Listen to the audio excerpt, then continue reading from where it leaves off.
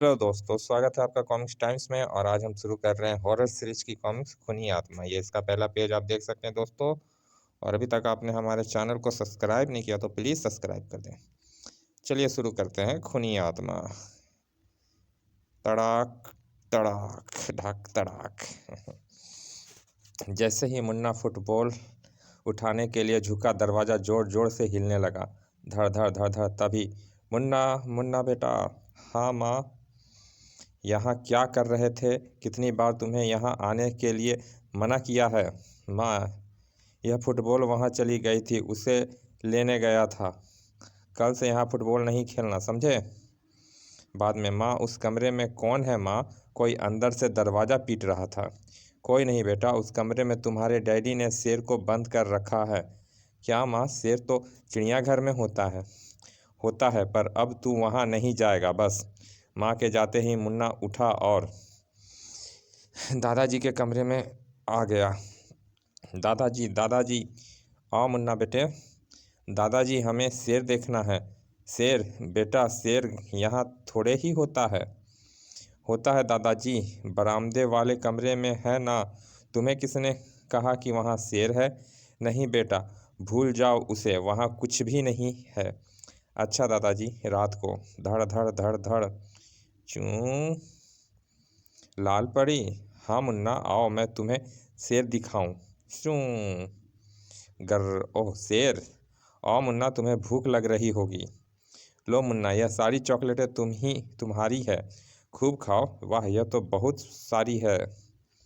लेकिन इससे पहले मुन्ना चॉकलेट खा पाता। मुन्ना बेटे, मुन्ना। और मुन्ना का सपना टूट गया। मुन्ना बेटा, उठो, स्कूल नहीं जाना क्या? मुन्ना की माँ ने मुन्ना को नहलाकर तैयार किया। मुन्ना बेटा, थोड़ी देर में बस आने वाली है, जाओ दादाजी के पास बैठ जाओ। अच्छा माँ। लेकिन मुन्ना दादाजी के पास जाने के बजाय बरामदे वाले कमरे में के सामने पहुंच गया। लाल परी। बरामदे में इतना सन्नाटा था कि सुई भी गिरे तो आवाज़ सुनाई दे। धक धक। मुन्ना का दिल जोर जोर से धड़क रहा था। मुन्ना ने आगे बढ़कर संकला में लगा त्रिशूल निकाल लिया। त्रिशूल निकालते ही संकला अपने आप खुल गई और दरवाज़ा अपने आप खुलता चला गया। चूं चर। एक बार फिर सन्नाटा छा गया। मुन्ना बुरी तरह घबरा गया था। उसके हाथ से त्रिशूल छूट गया। छन। और तभी ऐसी आंधी चली कि सारे गमले उखड़ गए, सारे बल्ब चटक गए और पंखा दूर जा गिरा। धड़ धड़ धड़। लेकिन मुन्ना अविचलित वहीं खड़ा रहा। फिर अचानक आंधी रुक गई। दरवाज़ा जैसे खुला था वैसे ही बंद हो गया। लेकिन मुन्ना की आंखें में एक अजीब सी चमक आकर ठहर गई थी। उधर मुन्ना की माँ नीचे भागी। ना जाने क्या क्या गिरा, कैसी आवाज़ थी। वह बरामदे में पहुंची। यह सब क्या है? ऐसा लगता है जैसे बहुत तेज़ आंधी चली है। अचानक, नहीं, अशोक बचाओ, अशोक। क्या हुआ नीलिमा, क्या हुआ? नीलिमा बहुत डरी हुई थी। अशोक का हाथ उठा, चटाक। थोड़ी देर में नीलिमा सामान्य हो गई। अशोक, वह त्रिशूल निकला पड़ा है। क्या कह रही हो? अभी वहाँ पहुँचे, सभी वहाँ पहुँचे। हाँ अशोक, देखो, यह तोड़फोड़ भी हुई है। आज 6 साल बाद यह कैसे निकल पड़ा? अशोक ने त्रिशूल जेब में डाल लिया। मैं महाराज गोरखनाथ को बुलाता हूँ। मुझे तो लगता है वे बाहर आ चुका है। सुनो रामधन, तुम अभी रायगढ़ चले जाओ और महाराज जी को बुला लाओ। अच्छा मालिक। रामधन रायगढ़ के लिए चल पड़ा। साथ ही मुन्ना भी उसके पीछे चल दिया। मुन्ना की चमकीली आंखें बैल की आंखों से मिली। अचानक बैल तेजी से भागा। देखते ही देखते उन्होंने रामधन को कुचल दिया। ओ आ। घर पर। मुन्ना बेटा, कहाँ चले गए थे? माँ, स्कूल बस निकल गई थी, मैं जरा राकू के घर खेलने गया था। रात को नौकरानी आया, मुन्ना के लिए दूध लेकर आई। लो मुन्ना बेटा, दूध पी लो। मुन्ना ने सिर ऊपर किया। उसकी चमकती आंखें माया की आंखों से मिली। नहीं, बचाओ, भूत भूत। माया दरवाजे की तरफ भागी, लेकिन बचाओ चर। वह बंद दरवाजे से टकराई। तभी वहां शीशे की मेज फर्श पर तेजी से फिसली और माया की गर्दन धड़ से जुदा हो गई। माया की चीख सुनकर सब कमरे के बाहर इकट्ठे हो गए। क्या हुआ माया, दरवाज़ा खोलो। मुन्ना बेटा, दरवाज़ा खोलो। अशोक, दरवाज़ा तोड़ दो। अच्छा पिताजी। तब तक मुन्ना सामान्य हो चुका था। अशोक के तोड़ने से पहले ही दरवाज़ा स्वयं ही खुल गया। नहीं। मुन्ना भागकर अपने दादाजी से लिपट गया। मुन्ना बेटा, तुझे तो कुछ नहीं हुआ ना? थोड़ी ही देर में माया की लाश को वहां से हटा दिया गया। कोई ना जान सका कि वह कैसे मरी। अगले दिन अचानक पिछवाड़े की एक दीवार गिर पड़ी। बड़ा धम शोर सुनकर अशोक बाहर आया। अरे, यह दीवार कैसे गिर गई? अशोक ने मिस्त्री को बुलवाया। आओ गणेशी लाल, एक बार फिर तुमसे काम पड़ गया है। 6 साल पहले वाला? अरे नहीं बस भाई, बस यह दीवार गिर गई है, इसे बनाना है। यह तो अभी खड़ी कर देता हूँ। यह गिरी कैसे? मुन्ना की चमकती आंखें गणेश लाल की आंखों से मिली। गणेश लाल ने हथौड़ा उठाया और बाकी की दीवारें भी तोड़ने लगा। तोड़ दूंगा, सब तोड़ दूंगा।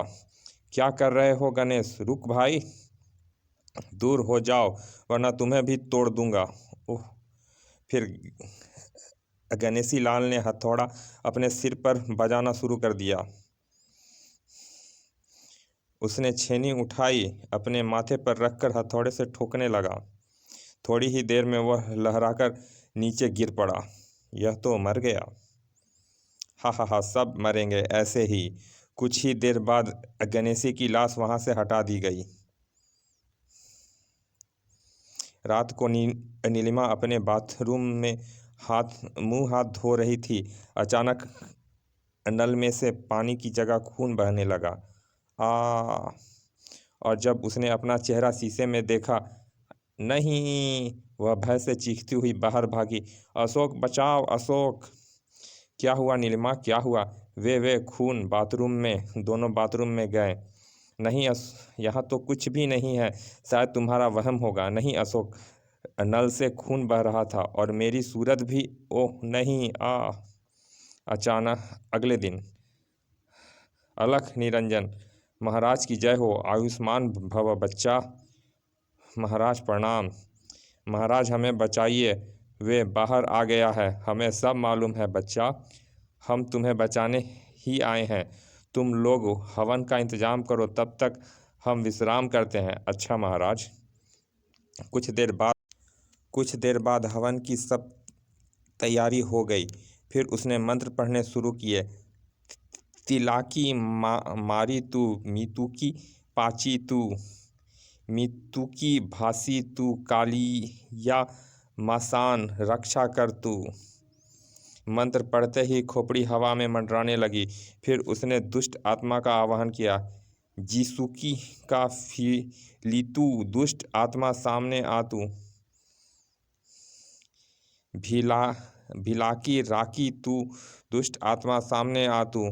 लेकिन अचानक देखते ही देखते खोपड़ी राख में बदल गई। ओह शू। अभी हवन कुंड से आग की लपटें निकलकर महाराज गोरखनाथ के इर्द गिर्द फैल गई। नहीं, वह बचने के लिए इधर उधर भागा। बचाओ बचाओ। अंततः अशोक ने आग बुझाने के लिए पानी डाला, मगर तब तक गोरखनाथ मर चुका था। महाराज गोरखनाथ की क्रियाक्रम करके अशोक घर आया। नीलिमा, बहुत थक गया हूँ, खाना ले आओ, फिर खाऊंगा। अच्छा। नीलिमा खाना ले आई। अशोक ने खाना शुरू किया, लेकिन एकदम से उसे सब थूकना पड़ा। इसमें इतने बाल कहाँ से आए? आई अशोक, देखो सब्जी में कितने कॉकरोच और छिपकली। अशोक ने थाली उठाकर दूर फेंक दी। छनाक छनाक। अशोक, यह क्या हो रहा है अशोक? मुझे तो बहुत डर लग रहा है। डरो मत नीलिमा, हम कल ही हवेली छोड़कर शहर चले जाएंगे। उस रात उन्हें भूखा ही सोना पड़ा। अचानक नीलिमा की नींद खुली। ओह, यह क्या टपक रहा है मेरे चेहरे पर? उसने चेहरे पर हाथ फिराया और जब आंख खोलकर देखा तो खून आ। वह झटके से खड़ी हुई और जब उसने सामने देखा तो उसकी चीख गले में ही अटक कर रह गई। मुन्ना के हाथ आगे बढ़े, वह उठकर भागी। बाहर आकर उसने पलटकर देखा नहीं, वह ठिठक गई। नहीं नहीं, मुझे मत मारो। पीछे हटते हुए वो रेलिंग से टकराई। मुझे माफ़ कर दो, भगवान के लिए मुझे मत मारो। तभी धड़ाम, नहीं धड़ाम, मुन्ना की आंखों ने फिर चिंगारियां उगली और फानूस जगमगा उठा।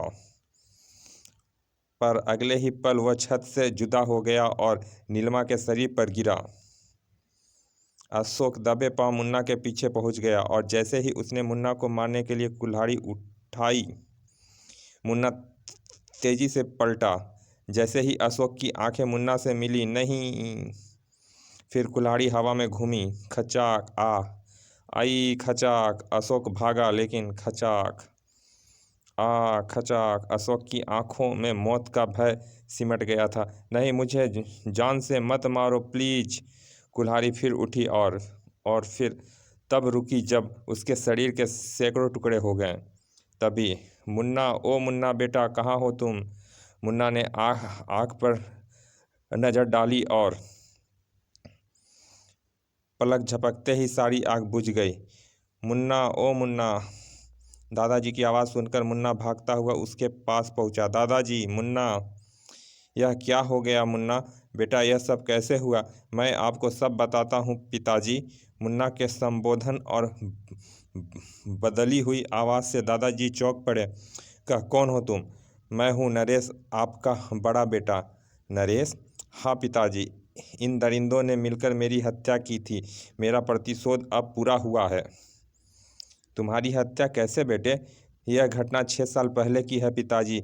मेरा छोटा भाई अशोक मेरी बीवी नीलिमा से प्यार करने लगा था। Nilima, I love you. नहीं अशोक, यह गलत है। अशोक, यह क्या कहते हो? जब तक नरेंद्र जिंदा है मैं तुम्हारे बिना जिंदा नहीं रह सकता, और अगर वह जिंदा ना रहे तो मैं क्या कहूँ? लेकिन यह कैसे संभव है? नीलिमा उसे भी उसे चाहती थी। वह हर्ष राजी हो गई। उसकी चिंता तुम ना करो, बस कल से मेरा कमाल देखो। ठीक है, जैसा तुम सही समझो। अशोक ने माया को अपनी तरफ मिला लिया। तुम दूध में यह जहर मिलाकर उसे पहुंचा दिया करो। जी छोटे मालिक। माया मुझे रोज़ जहरीला दूध देने लगी और मैं बीमार पड़ गया। एक दिन जहर ने मुझे मेरे शरीर से जुदा कर दिया। अशोक, यह तो मर गया। हाँ नीलिमा, अब हम आज़ाद हैं शादी करने के लिए। लेकिन मैं, यानी मेरी आत्मा अभी कमरे में ही थी और इनकी बातें सुनकर मुझे उनके षड्यंत्र का पता चला। उन्होंने गणेशी लाल को बुलाया। गणेशी, रुपए की चिंता ना करना, इस लाश को यहीं गाड़ दो। अच्छा मालिक। रामधन की मदद से उन्होंने मेरे शरीर को आखिरी कमरे की दीवार में चिनवा दिया। उन्होंने महाराज गोरखनाथ की मदद ली। किजुकी गोपिलू जी पीजी की भागी तू। उसने मुझे अंदर कैद कर दिया। ही जुकी सामी, तू दुष्ट आत्मा, बंद हो जा तू। अंदर मैं प्रतिशोध की ज्वाला में तड़पता रहा। तभी एक दिन मंत्रों का जाल टूट गया। मैंने मुन्ना को बाहर देखा। मैं उसमें प्रविष्ट हो गया। उसके साथ रहकर मुझे पता लग गया कि मुन्ना मेरा ही बेटा है और अशोक ने नीलिमा से शादी कर ली है। तब मैंने सबसे बदला लिया पिताजी, और अब मैं मुन्ना को आपके हवाले करके जा रहा हूँ। नरेंद्र हवा में उड़ता चला गया। वह पापी संसार से सदा के लिए दूर चला गया। तड़ाक। और मुन्ना उसके बाद अपने दादा के साथ मज़े से रहने लगा। समाप्त। चलिए दोस्तों, ये हॉरर सीरीज की कहानी यहाँ ख़त्म होती है। मिलते हैं फिर ऐसे ही किसी कहानी में। और अभी तक आपने हमारे चैनल को सब्सक्राइब नहीं किया तो प्लीज़ सब्सक्राइब कर दें। चलिए मिलते हैं फिर किसी अच्छे से कहानी के अच्छे से भाग में। तब तक के लिए धन्यवाद। विदा।